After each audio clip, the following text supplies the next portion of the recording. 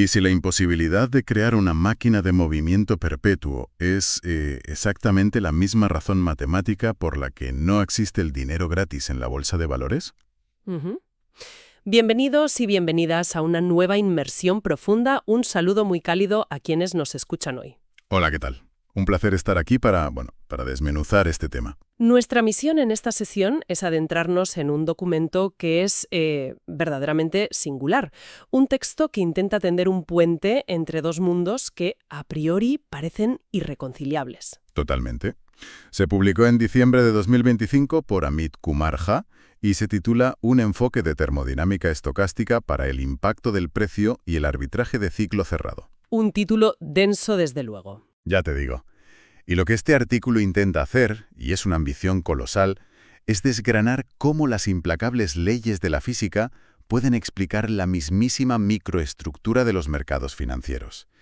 Y, bueno, vale, vamos a desgranar esto porque debo admitir que mi primera reacción al leerlo fue de bastante escepticismo. Es lo más normal, claro. O sea, las ecuaciones de la termodinámica se diseñaron para describir el comportamiento de partículas de gas en un recipiente sellado. Eso es. Partículas sin mente, sin voluntad. Forzar esas ecuaciones para intentar explicar un entorno lleno de caos, de codicia humana, pánico de última hora y algoritmos depredadores, pues me parece un ejercicio académico fascinante, sí, pero que corre el riesgo de no tener aplicación real alguna. Ya, entiendo por qué lo dices. ¿De verdad podemos reducir la psicología hipercompleja de Wall Street a un simple problema de transferencia de calor y fricción mecánica? Pues, a ver, lo verdaderamente fascinante aquí es que el autor argumenta, y además de forma muy convincente, mediante demostración matemática, que no estamos hablando de psicología en absoluto. ¿Ah, no? No. Estamos hablando de límites estructurales rigurosos. Pensemos en la gravedad un momento. Vale. A la gravedad le da igual lo que sientas al caer. No le importa si estás asustado o eufórico. Simplemente aplica una regla inquebrantable sobre la masa y la aceleración y punto. Ya. La física no entiende de sentimientos. Exacto. Pues este documento plantea que las matemáticas de la liquidez imponen reglas igualmente inquebrantables. Al construir un modelo que aísla la estructura fundamental del mercado, demuestra que ciertas ineficiencias o ciertos beneficios que los operadores creen perseguir son literalmente imposibles desde un punto de vista termodinámico. O sea, un límite físico real. Eso es ver las finanzas no desde el comportamiento humano, sino desde la arquitectura pura del intercambio. Al igual que un motor de combustión tiene un límite teórico de eficiencia que ningún ingeniero puede superar, pues el mercado tiene un límite de extracción de beneficios que ningún algoritmo puede rebasar. Entiendo ese punto de partida arquitectónico, la verdad. Y para construir ese argumento, el documento establece un mapeo directo, una traducción casi literal del parqué financiero a la física clásica. Con tres analogías principales, sí. Exacto. Tres grandes analogías que, para quienes no estén inmersos en la física diaria, vale la pena visualizar. Vamos con ellas. La primera es que un ciclo termodinámico equivale a un ciclo de trading. Lo que en el sector llamamos un round trip. Eso es. Es decir, empezar sin acciones, comprar un activo, mantenerlo un tiempo y luego venderlo hasta volver a tener un inventario cero. Ciclo cerrado. ¿Correcto? La segunda equipara el trabajo disipado de la física, esa pérdida de energía irreversible por la fricción de los engranajes, con el impacto en el precio. Claro, el peaje por operar. Exactamente. Cada vez que lanzas una orden al mercado, mueves el precio en tu contra. Y eso tiene un coste determinista. Es inevitable. Pero la tercera analogía, a ver, esta es la que me genera bastantes más dudas. La del calor, supongo. Sí, la del calor. Dice que las fluctuaciones térmicas de un sistema equivalen al ruido del mercado, a la volatilidad impredecible en las pérdidas y ganancias. Y aquí es donde tengo que cuestionar el modelo. A ver, cuéntame. El ruido del mercado no es simplemente una fluctuación térmica pasiva o aleatoria. A menudo está impulsado por noticias macroeconómicas brutales. Ya, decisiones de bancos centrales y demás. Exacto. O un pánico irracional y contagioso por una guerra o una pandemia. Llamar a una crisis global una simple fluctuación térmica me parece, no sé, una sobresimplificación extrema de eventos que tienen causas muy reales y humanas. Es una crítica muy válida si miramos el mercado, digamos, leyendo los titulares de las noticias. Claro.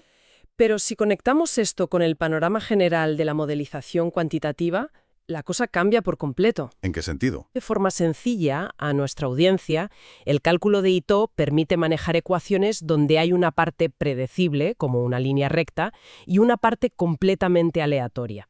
Como la estática de un televisor antiguo. Exactamente eso. Y mediante esta herramienta, el ruido del mercado funciona matemáticamente igual que el calor en un sistema estocástico. Vale, pero sigue viendo noticias reales. Sí, el modelo no ignora la realidad de las noticias o el pánico. Lo que hace es encapsular toda esa inmensa imprevisibilidad en un solo término matemático de varianza. Y la genialidad de esto es que permite aislar esa fricción estructural del precio por absorber liquidez, separándola del ruido estocástico o la volatilidad. O sea, separa el coste mecánico de la suerte. Has dado en el clavo. Al hacer esta separación milimétrica, permite medir la ineficiencia pura de una estrategia. Evaluar si está matemáticamente mal diseñada desde el principio, sin que se contamine el análisis por la mala suerte de que, no sé, un tuit inesperado hunda la bolsa en mitad de tu operación. Vale. Visto así, es una herramienta de aislamiento analítico extraordinariamente potente. Y ese aislamiento nos lleva de la mano a lo que el autor bautiza, de forma bastante rimbombante, como la segunda ley financiera. Basada en el teorema 4.1. Exacto. Y la conclusión es brutal en su simplicidad. Al igual que no hay máquinas de movimiento perpetuo, ninguna estrategia de ciclo cerrado puede generar un beneficio esperado positivo. La física confirmando que no hay dinero gratis. Eso es. Pero, y este es un pero inmenso, el texto señala que esto requiere una condición matemática muy específica. La convexidad estricta. Exacto. La convexidad estricta del impacto temporal y un impacto permanente que sea lineal. Que suena chino, pero tiene una explicación práctica. Claro, en términos del mundo real significa que cuanto más rápido y agresivo es el volumen de una operación, más te penaliza el mercado en el precio de ejecución, y lo hace de forma exponencial. Comprar una acción no mueve nada. Comprar 1 millón en un segundo dispara el precio a la luna. Así es. Sin embargo, si llevamos esto a la realidad institucional, ¿qué pasa con las dark pools? Ah, las piscinas oscuras de liquidez. Sí, esas plataformas de negociación privada de los grandes fondos. Allí, el volumen masivo a menudo obtiene ventajas o descuentos. El mercado no siempre es estrictamente convexo.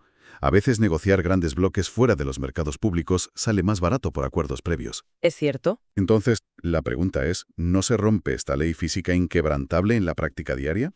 Esa observación es buenísima y plantea una pregunta importante sobre los mercados fragmentados. Pero fíjate que el autor no es ciego a esta realidad operativa. Lo contempla en el texto. Sí, si conectamos esto con el panorama general, el modelo reconoce explícitamente que si la convexidad se rompe en esas dark pools, sí se crean oportunidades de arbitraje transitorias. Aparece una ventana de beneficio positivo. Entonces sí hay dinero gratis por un momento. Por un momento, esa es la clave. La segunda ley financiera no dice que el mercado sea perfecto en cada microsegundo, sino que define el estado de equilibrio natural hacia el que el sistema siempre va a tender inexorablemente. Entiendo. Como el agua buscando su nivel. Tal cual. Esas anomalías son grietas en una presa. El dinero gratis sale a presión, pero los arbitrajistas de alta frecuencia detectan la anomalía, la explotan de inmediato y alteran los precios hasta que la oportunidad desaparece y la curva vuelve a su forma convexa natural. O sea que la convexidad no es solo un truco matemático, es una necesidad absoluta para que el mercado no colapse. Eso es. Hablando de explotar grietas, hay otro concepto fascinante en el documento que es el teorema de fluctuación. Sí. Aquí el autor despliega artillería pesada, invoca el límite de Chernoff y el teorema de Crookes. Palabras mayores. Tela. Para no perder a nadie con las fórmulas, el límite de Chernoff es básicamente una forma de calcular qué tan raro es que ocurra un evento estadístico extremo. Como tirar una moneda 100 veces y que salgan 100 caras. Exactamente. Y al combinar esto con el teorema de Crookes, lo que afirma el texto es que, aunque el beneficio a largo plazo sea negativo, hay momentos excepcionales donde un operador sí gana dinero. Por pura fluctuación estadística. Eso es.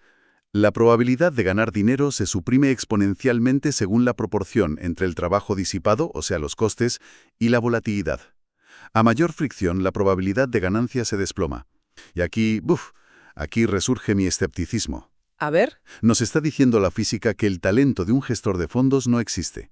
que ganar a corto plazo es solo una desviación estadística afortunada, un golpe de calor en el sistema a su favor. Bueno, esa sería la interpretación más nihilista posible del artículo. Es que suena un poco deprimente para los traders. Lo sé, pero ofrece una lectura más empoderadora.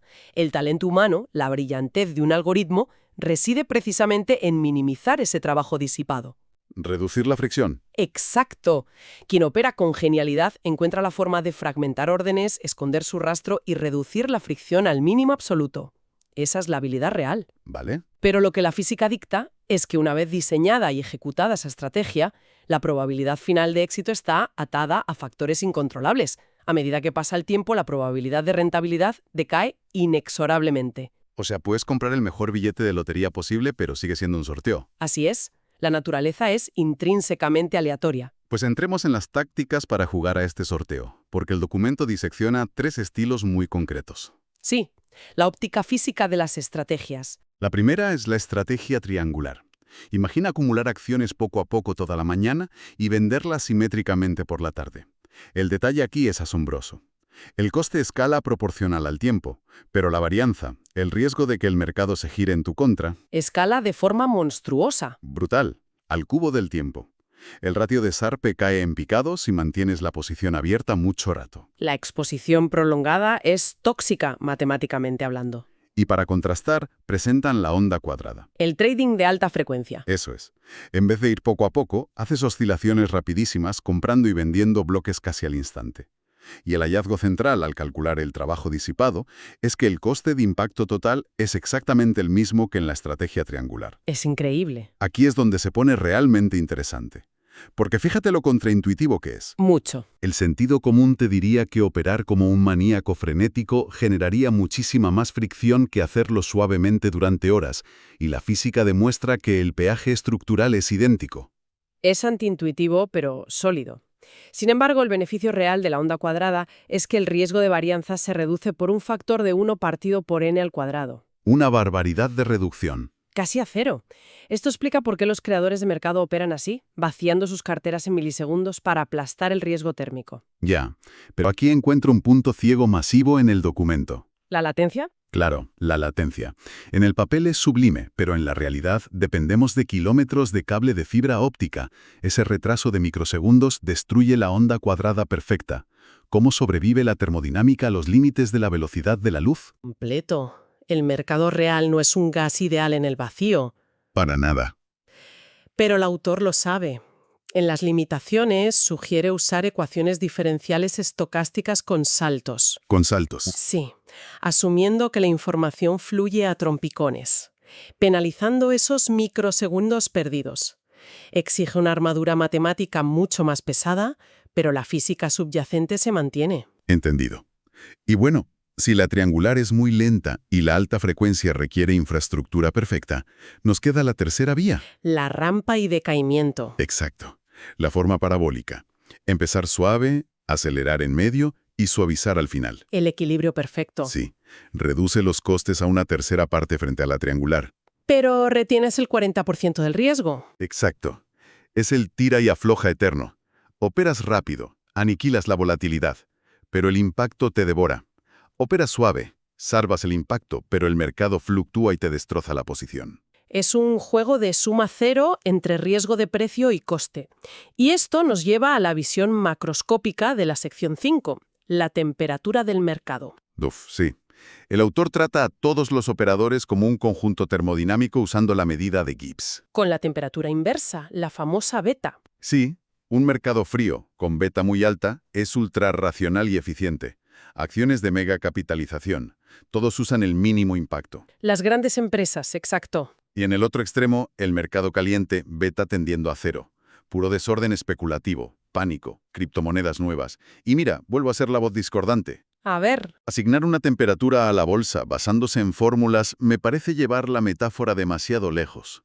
¿Aporta valor práctico llamar caliente a un crash bursátil? ¿O es solo para sonar sofisticado? Entiendo la reticencia, parece un adorno, pero tiene una utilidad profunda. El documento aplica estimación de máxima verosimilitud a datos del Nasdaq. Vale. Y esto permite cuantificar exactamente con un número cuán irracional o desesperado se vuelve el comportamiento colectivo en un crash. Es un termómetro real del pánico que los modelos tradicionales no pueden definir tan bien. Hablando de datos empíricos, en la sección 6 testean todo esto en el Nasdaq entre 2015 y 2019. Con resultados impresionantes. El 95% de las operaciones confirman el límite de fluctuación, el modelo funciona, pero luego da un salto hacia la generalización cuántica. Sugiere usar la ecuación de Lindblad para el flujo de órdenes. Y aquí me dejas de piedra. Es fuerte, Silo. ¿De verdad hace falta invocar la mecánica cuántica y el gato de Schrödinger para explicar cómo un fondo compra futuros un martes por la mañana? Sé que suena a ciencia ficción pura, pero esto plantea una pregunta importante sobre el futuro de los mercados. Te escucho. La mecánica cuántica modela sistemas discretos que saltan entre estados. Hoy, a escala de nanosegundos, el flujo de órdenes ya no es un río continuo, son paquetes de información aislados colisionando en servidores. Está cuantizado. Exacto. En ese nivel atómico, la ecuación de Lindblad captura la disipación y la probabilidad transicional mucho mejor que el cálculo tradicional. Es el microscopio definitivo. ¡Qué barbaridad! Bueno, creo que después de tanta termodinámica y cuántica, es vital agrupar todo en conclusiones claras. Eludible y necesaria para evitar el colapso. El segundo es la bofetada de realidad del teorema de fluctuación.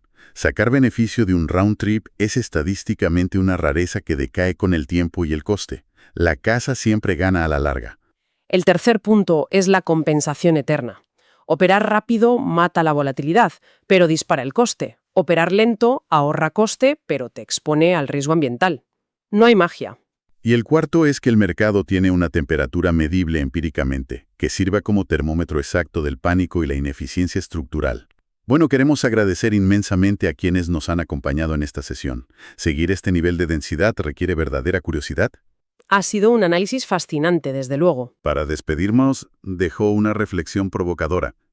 Si el mercado tiende a la eficiencia fría, para no disipar energía, ¿qué pasará cuando la inteligencia artificial opere el 100% de los volúmenes sin errores? ¿Alcanzaremos el cero absoluto financiero, donde los precios no fluctúen, nadie asuma la fricción y la liquidez se congele por completo?